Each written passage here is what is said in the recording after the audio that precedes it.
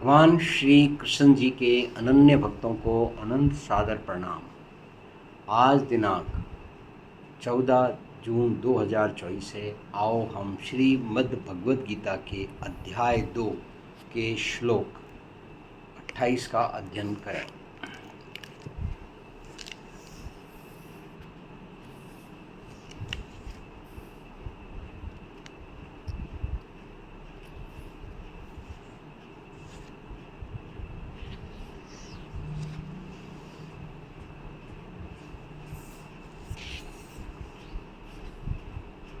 हाँ, हम 28 का अध्ययन कर चुके हैं और आज हमारी बारी है श्लोक 29 की।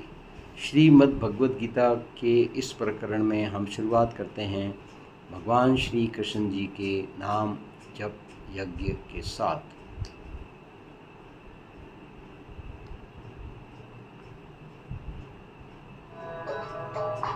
ओम नमो भगवते वासुदेवाय नमः।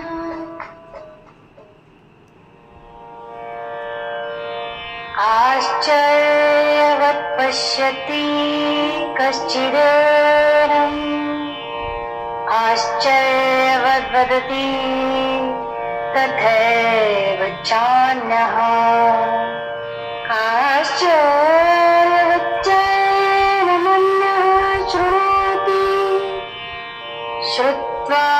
श्रुत्वापयेनं वेद न चैव कश्चित्। आपने अर्जुन को समझाया, हम अर्जुन को समझाया कि आश्चर्यवत् पश्यति कश्चित् एनम, आश्चर्यवत् वदति तथा एव च अन्यः, आश्चर्यवत् च एनम अन्यः शृणोति, श्रुत्वा अपि वेद न च एव कश्चित्। जो इसका सार है वो हिंदी में इस प्रकार है। कोई इस आत्मा को आश्चर्य से देखता है और कोई इसका आश्चर्य से वर्णन करता है और कोई आश्चर्य से सुनता है, पर कोई इसे सुनकर भी नहीं समझ पाता। वैसे देखा जाए तो श्री कृष्ण जो स्वयं भगवान है, चाहते तो एक पल में ही पूरे युद्ध की काया पलट सकते थे। उनके रहते पांडवों के लिए जीत कौन सी बड़ी बात थी, पर अर्जुन के विषाद के चलते ही आज हम सबको भगवद गीता का अमूल्य उपहार मिल सका है, जिसके लिए उन्हें कोटि कोटि नमन है। भगवद गीता सिर्फ ज्ञान का पिटारा नहीं है, हम जैसे बुद्ध जीवात्माओं के लिए मुक्ति का मार्ग है। इस श्लोक में श्री भगवान ने अर्जुन को बताया कि कैसे कुछ लोग आत्मा को आश्चर्य से देखते हैं, तो कोई इसका आश्चर्य से वर्णन करता है और कोई इसके बारे में आश्चर्य से सुनता है। लेकिन इन सब के बीच कुछ ऐसे लोग भी होते हैं जो आत्मा के स्वरूप के बारे में सुनकर भी कुछ नहीं समझते। उनके द्वारा आत्मा को न समझ पाने का मूल कारण है देहात्म बुद्धि द्वारा आत्मा को समझने की कोशिश, जो कभी सफल नहीं हो सकती। इससे पहले के श्लोक में इस बात का वर्णन हो चुका है कि किस तरह आत्मा अचिंत्य है, उसे कल्पना से नहीं समझा जा सकता।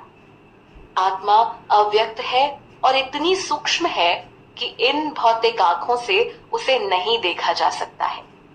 इसके बावजूद भी कुछ लोग ऐसे होते हैं जो सिर्फ उन चीजों पर विश्वास करते हैं जिनका अनुभव वो अपनी भौतिक इंद्रियों द्वारा ले सकते हो, पर आत्मा इससे परे है। तभी वो इसके बारे में सुनकर भी कुछ समझ नहीं पाते हैं।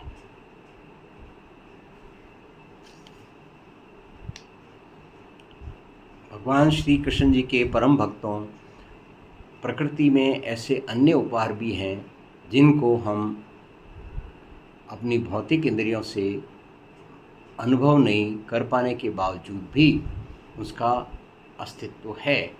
उदाहरण के लिए एटम, इलेक्ट्रॉन्स, तत्व के अंदर जो गुण हैं हर तत्व का अपनी विशेषता है। उन विशेषता के अनुसार ही तत्वों का हम विभाजन और गुण और प्रवृत्ति के अनुसार करते हैं।